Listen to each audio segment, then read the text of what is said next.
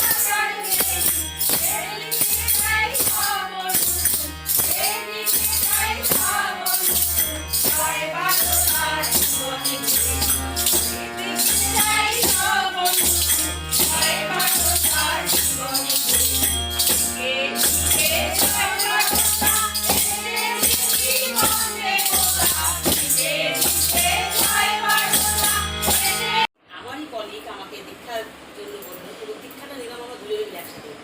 দীক্ষা নেওয়ার পরে বুঝতে পারলাম যে আমাদের জীবনটা কীভাবে চেঞ্জ হলো। আপনারা সবাই জানেন যে আমার হাজব্যান্ড মরণাপন্ন ছিল ব্রেন স্ট্রোক হয়ে। সেই ব্রেন স্ট্রোক হয়ে যখন মরণাপন্ন হয়ে যাচ্ছে, মানে প্রত্যেক দিন আইসিইউ থেকে যখন খবর আসছে যে আর ভালো ভালো না, আমি শুধু ঠাকুরকে ডেকে যাচ্ছি। এবার যেটা গত বছরের ঘটনা, 2 মাস আগে পেট অপারেশন হলো, তার 2 মাস পরে আবার ব্রেন স্ট্রোক হয়ে গেল। এবার সবাই দেওঘরে গেছে, আমি নার্সিংহোমের মাঠের মধ্যে বসে আছি, খেলামাস নার্সিংহোমের মাঠের সামনে বসে আছি। তখন না, সেই দিনই ভোরবেলায় ভোর 4টা বাজে ডাক্তারবাবু আমাকে লিফটে উঠছেন, আমি লিফটের কাছে বসে আছি। তো ডাক্তারবাবু আমাকে বলছেন আপনার খুব কপাল ভালো। কেন, কী হলো?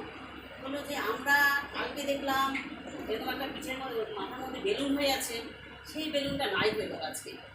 তখন ভোর 4টা বাজে, যার জন্য আমরা আজকে অপারেশন করতাম। অপারেশন হতে বেলুনটা নাই হয়ে গেল। আমি কী করে বলে আপনার খুব ভাগ্য ভালো, বেলুনটা আমরা কিছুতেই পাচ্ছি না, তবুও আমরা আজকে একটা টেস্ট করবো। সেই টেস্টে যদি বেলুনটা যদি না পাওয়া যায় তাহলে আর অপারেশন করতে হবে না। চুপচাপ বসে আছি।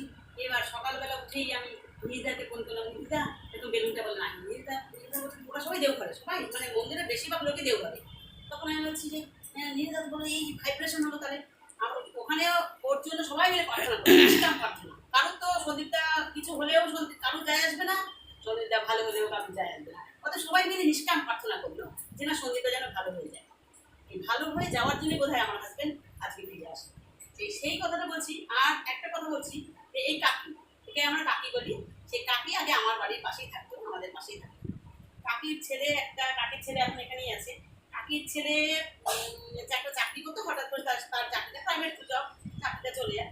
এবার এরা আমার হাজব্যান্ড আর কাকির ছেলে দুজনে দেওঘর গেছে। দেওঘর যাওয়ার পথে আসার পথে একটা ইন্টারভিউ দিল ট্রেনের মধ্যে ইন্টারভিউ দিলে সেই ছেলে চাকরি করে। সেটা হলো যাজন। ইষ্টবিধি হলো আমার নিজের মঙ্গলের জন্য ইষ্টকে কিছু একটা দেওয়া, সেটাই হলো ইষ্টবিধি। কারণ আমি ইষ্টের ভরণ পোষণ দেওয়ার ক্ষমতা আমার নেই, কিন্তু ঈশ্বর পাঠিয়েছেন আমাদের সুকর্ম করার জন্য।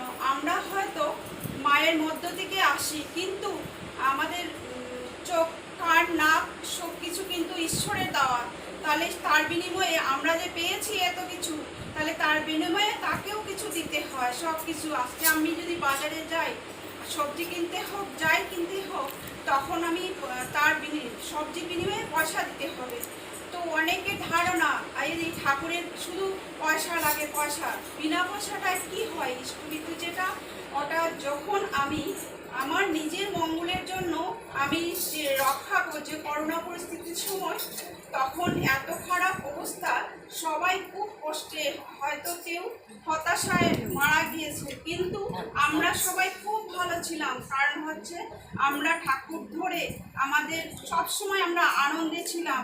প্রতিদিন আমাদের অনলাইন সৎসঙ্গ হয়েছিল আচার্যদেব বলাতে, আর মাধ্যমটা হলো আমাদের মোবাইলে, যার জন্য আমরা অনেক কিছু শিখতে জানতে পেরেছি, আমরা আনন্দ পেয়েছি এবং আনন্দ দিয়েছি। সবসময় ঠাকুর বলছেন আমাদের আনন্দে থাকবে, দুঃখে হোক যাই হোক। আমি যখন অন্যের কাছে কোনো কিছু একটা বলবো, আমার দুঃখ কথা বললে সে কিন্তু ওর মনে কষ্ট পাবে, সে কিছু করতেও পারবে না, তার মনেও দুঃখ লাগবে। সেজন্য কাউকে